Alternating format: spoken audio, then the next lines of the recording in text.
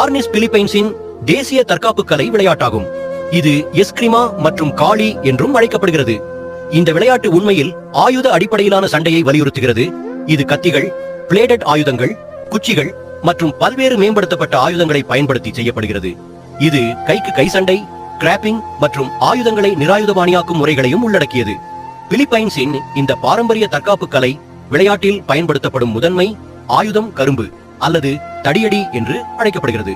கரும்பு அல்லது பேரன் அளவுகளில் மாறுபடும், ஆனால் அதன் அசல் நீளம் 28 அங்குலங்கள்.